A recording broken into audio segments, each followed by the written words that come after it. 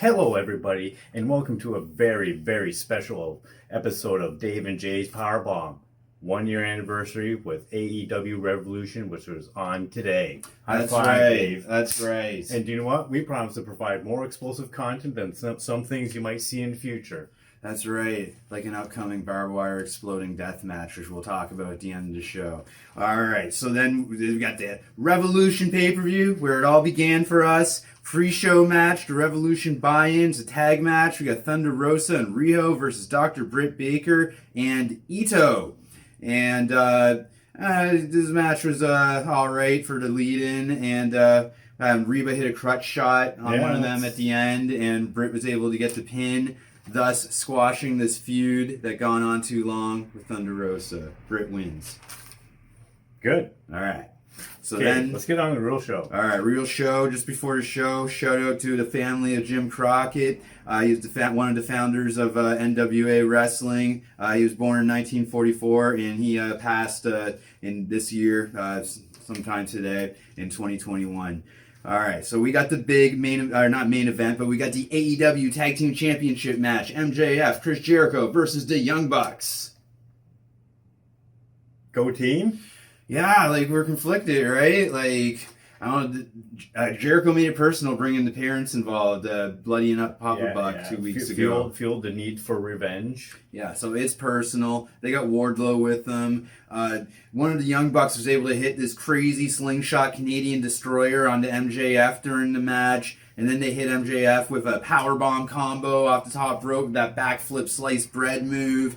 And then Jericho accidentally hits a Judas effect on Wardlow. Oh my goodness. And then the BTE trigger on Jericho, but Jericho is able to kick out. And then they play super kick ping pong with both MJF and Jericho. Concussion City, here we come. That's right. And then they're able to hit that Meltzer driver, and they were able to win. A clean win. Young Bucks retained the title. No run-in from Sammy. That's what I thought was going to happen. I thought Sammy was going to show up. But do you know what? There's still a chance that Sammy's going to show up. Yeah, we got the ladder match. Mystery entry. Yeah, the ladder match. That's right.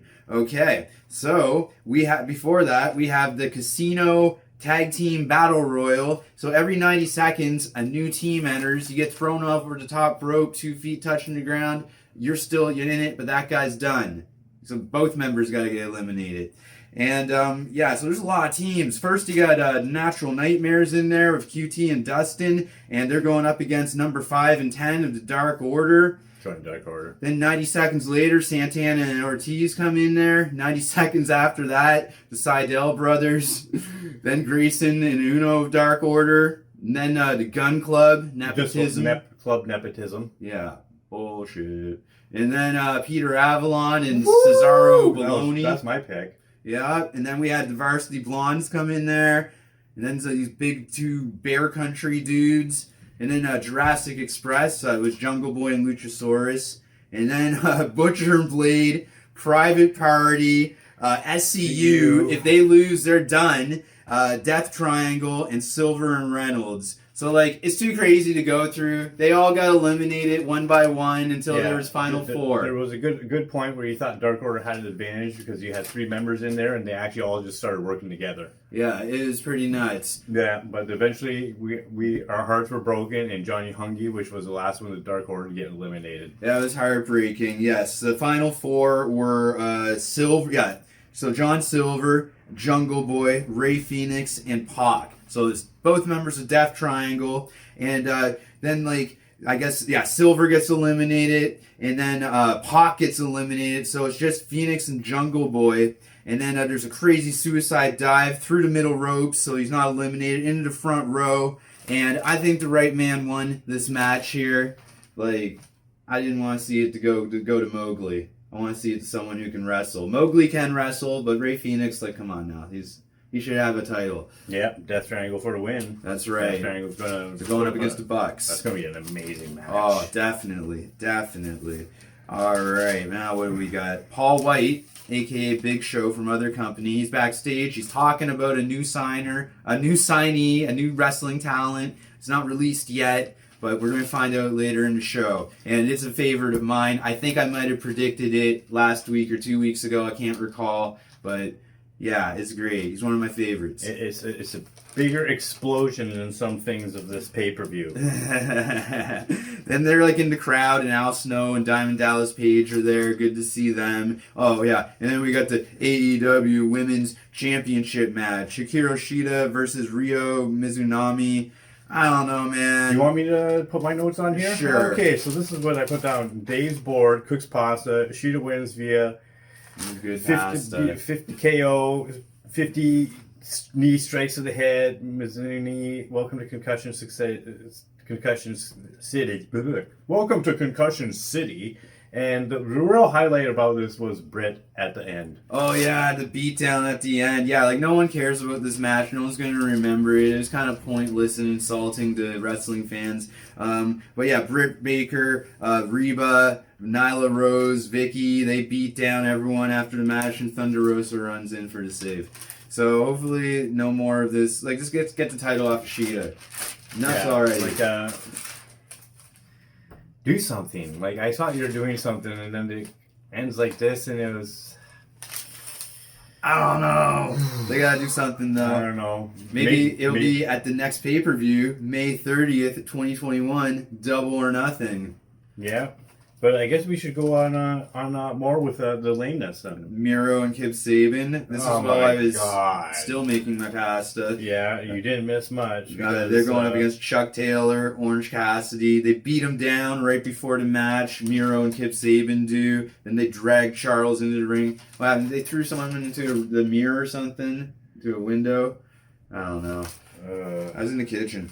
But then, Chuck was not backing down and turned to a handicap match. Orange Cassidy came back, hit the orange punch on Miro. Penelope got hit, like Miro in a steroid rage, threw one of those guys into Kip, who hit Penelope. So he's checking on his woman, and then Miro. And that's right, Miro. At David G's Powerbomb, we don't test for steroids. Yeah, so you'd fit right in around here, buddy. And he hit that Accolade Boston Crab submission move. I think it was on Chuck, and so he won. They won. I kind of hope they kind of put this story down. Yeah. That puppy that just got run over by a car and his legs are broken, but you can't afford to get the surgery done. But you can afford the shot to put it to sleep. Sounds like the beginning of House of Cards of that creeper Kevin Spacey. Whoa. Alright, so then the Inner Circle's backstage. Jericho and MJF are pissed off for losing the championship opportunity. And Marvez calls them failures, and Jericho just rages out. Did anybody show up and come out from backstage? Did Sammy show up? No, not yet. Not yet. So they're calling for an Inner Circle War Council next week on Dynamite this Wednesday. Let's have an announcement about an announcement. Probably about another announcement, right, guys? I don't know how many more announcements. MJF's going to totally screw over Jericho at this one. He's going to try to usurp him. Yeah, I'm pretty sure this is going to be the point, because even he said, like, things are going to change, guys, and he even kind of looked around at everybody like a douche he is. Oh, we love you, MJF. I know. And then we got the big money match. The first quarter 2021 earnings on the line. Hangman Adam Page versus Money Matt Hardy.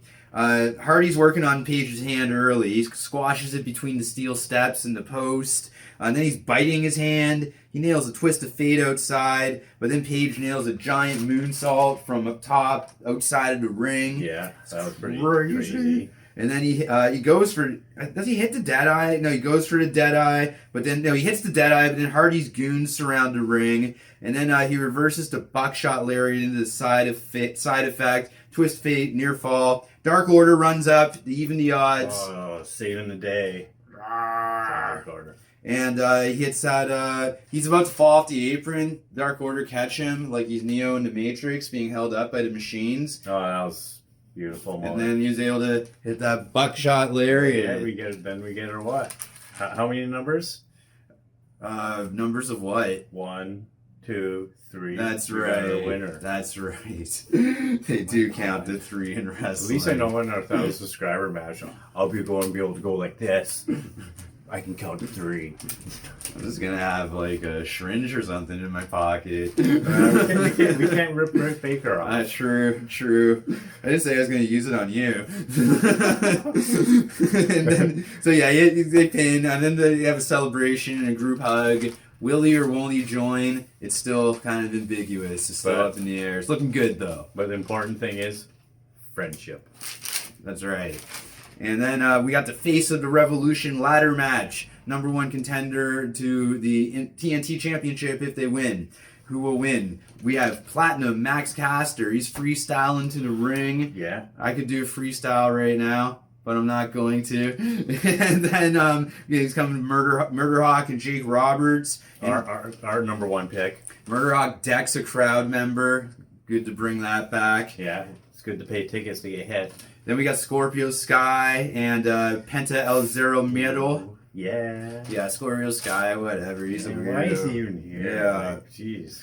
Like so disappointing. Mm-hmm. Then we got Cody of Arn Anderson. And then we got the sixth mystery opponent. Is it Free Sammy? No, man, it should have been. Why wasn't it Free Sammy, right? All Ego Ethan Page. Yeah, he's a hometown favorite of people in our city and the independent wrestling promotions around here. And then we on with the match, right? Yeah. We're just so excited over here at the Powerbomb. And so there's boombox beatings for all by Caster. He just nails everyone with the boombox. Then Ethan Page powerbombs some guy on top of the ladder, but Murderhawk's in between the ladder, so he gets smoked. That's pretty crazy. And then, there's the ladder set up on the apron and the railing, and then there's a crazy Canadian destroyer. It was on to Cody from Penta. Yeah, Cody took it up from Penta, man. Nuts. Yeah, how did we carry it off out in the back there? And you weren't sure Dislocated what. his shoulder. Yeah, there was a shot of the camera there. Hopefully, we'll be able to pick it up in screenshot. But it looked like his shoulder was dislocated. Yeah. And they probably popped it back out back there, I'm figuring. He went to the tunnel and he refused to go to the back. Like, he's like, I'm Cody. Yeah, I'm Cody. Fuck. So then, who hits that? Caster hits a sunset flip powerbomb off the ladder. I forget who he nails, but it looked like it hurt. Scorpio Sky gets smashed through a ladder outside by Murder Hawk. It's pretty devastating. Then Cody's like, I don't care if my shoulder's dislocated. I'm going to take my belt off and start whipping people. Yeah. So that's what he does. And then, and then he takes a superplex off the ladder. And then Caster climbs on top of the ladder and drops the Acclaim to Fame elbow drop. So Cody's taking the beats. Yep, Cody definitely was the sacrificial lamb tonight. Like, then something happened on the ladder to Caster, but I can't really read my own writing. The blackout. The blackout. Oh, yeah. Yeah, it nailed him onto the ladder. So he's dead. And then Jake Roberts short clotheslines Ethan Page. Whole crowd just goes nuts. Why doesn't he drop that DDT? I don't know. Probably can't bend that far down or something. But then Jake Roberts gets super kicked by Penta. And then it's Scorpio Sky and Cody. And they're on top of that ladder. And they're battling. That imaginary brass ring. Brass ring. Reaching for the ring. The brass ring. It's all sore. God. Oh. But then, okay, you'll be Scorpio Sky. I'll be Cody. So we're reaching. Then what happens? You gotta, knock me off. Oh, if I'm Scorpion Sky, then I'm like, I gotta... You gotta hit me off the ladder. I know, but I gotta rise up from dark first.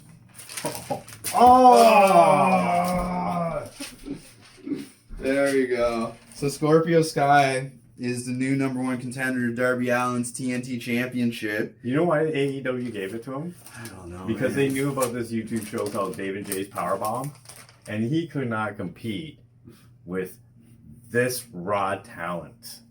Yeah, we're the best. We don't test for roids around here, so everyone's welcome. That's why our charisma's so juiced up right now.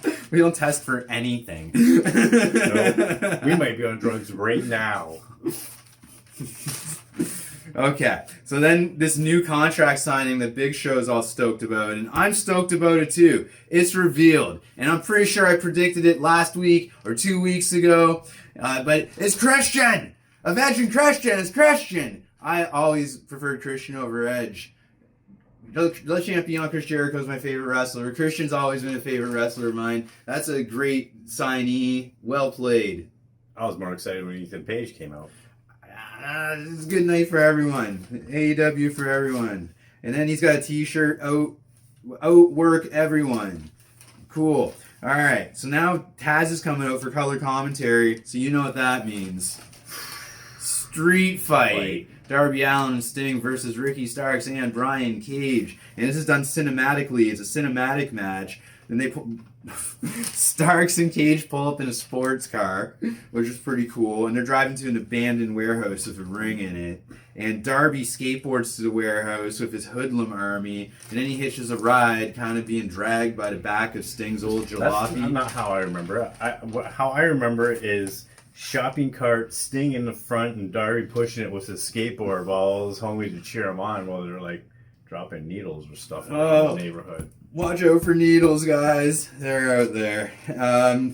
So then... Remember, guys, we don't test for drugs.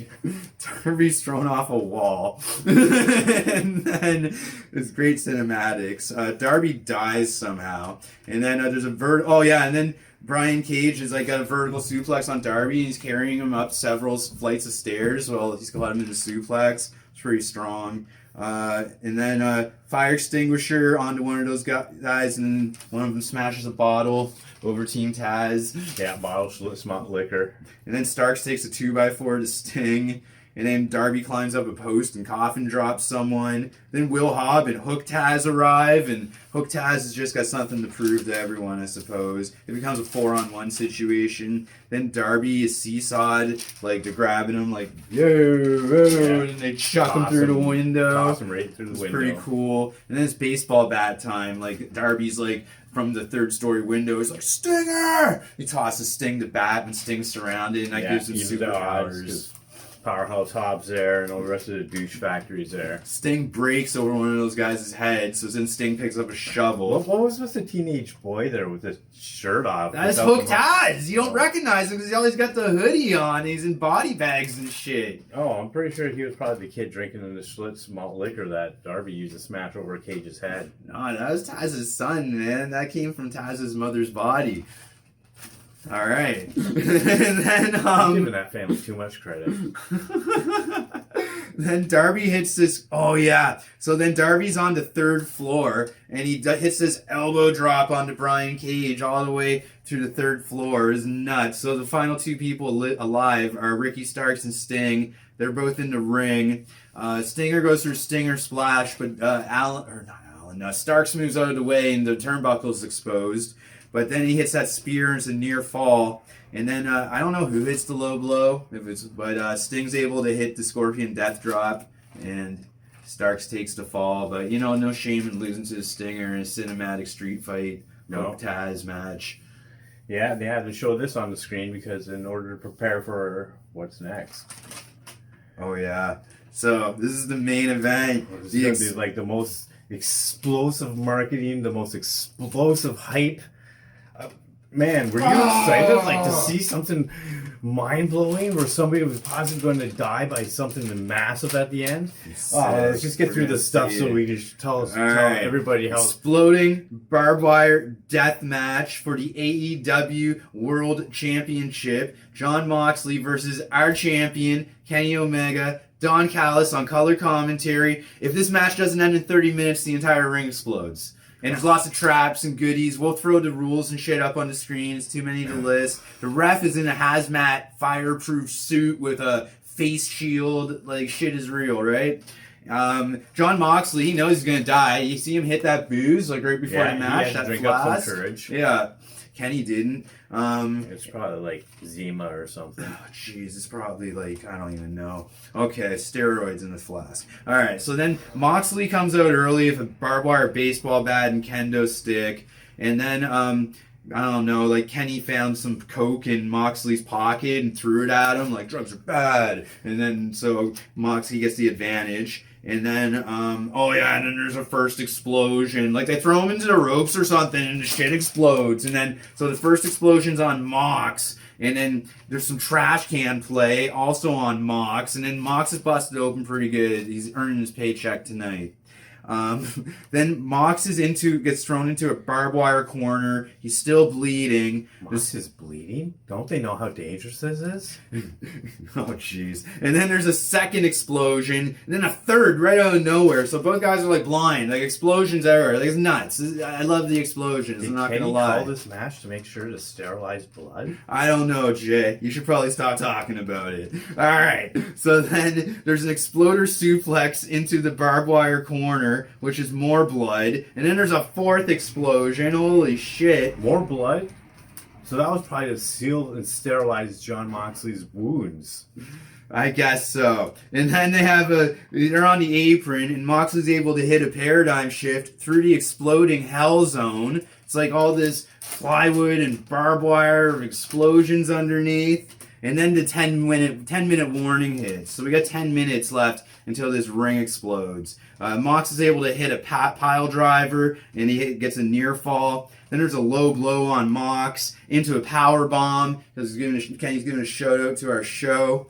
And then he hits the one-winged angel. No one kicks out of the one-winged angel, Jay. No, because then Moxley knew because blood pathogens and questionable health, he had to sterilize the air again because of himself. So he had to cause another explosion. He put his leg on the rope, causing an explosion. So the pin was broken up. So what happens next here? Oh, yeah. And then Omega's blind because the explosion was so bright. So the Good Brothers come in to help him out. And then Kenny hits Moxley with an exploding barbed wire bat. And it's crazy. It is just like, bam! And it exploded all over Mox's head. Blood. Everywhere. Yeah. And then, so he hits they got this chair set up, like this folding chair set up. He's got I'm not on camera. He's got the one-winged angel here, and he's running the one-winged angel, and bam! Round to the chair. Blood! And then, so no one kicks out a one-winged angel, right? And Moxley's no exception. He's not close to the ropes. 1, 2, is it 3? It's 3. And we have justice. Kenny Omega, still our AEW World Champion. Thank goodness. But Don's going down to check on Kenny, and they're handcuffing Moxley just to make sure he dies. They're playing a test on Kenny to make sure he's clean. I don't know, Jay, but they're playing a fire because that countdown's like ticking down. There's like less than a minute left. They're still in there giving Moxley the beats. I'm like sitting there like, holy shit, like get out of there, boys. Like just let Moxley die and be done with it. Like you don't have to die too. But then, so it's ticking down like 10, 9, and then like this like guy in like this white fucking shirt runs in and like he throws himself on Jon Moxley, and it was weird. I didn't like it because there was like some puffs of smoke. There was no explosion. There was some sparkles. Do you know what all sizzle, no steak, just like the career of the guy who thrown himself on Moxley, Eddie Kingston. So they're friends now, and they're going to join a male support group again. Oh, he's starting another one of those? I don't know, man. Yeah, the medical team's attending to Moxley. It's like, who cares, man? I'm glad Kenny won, though. If Mox was at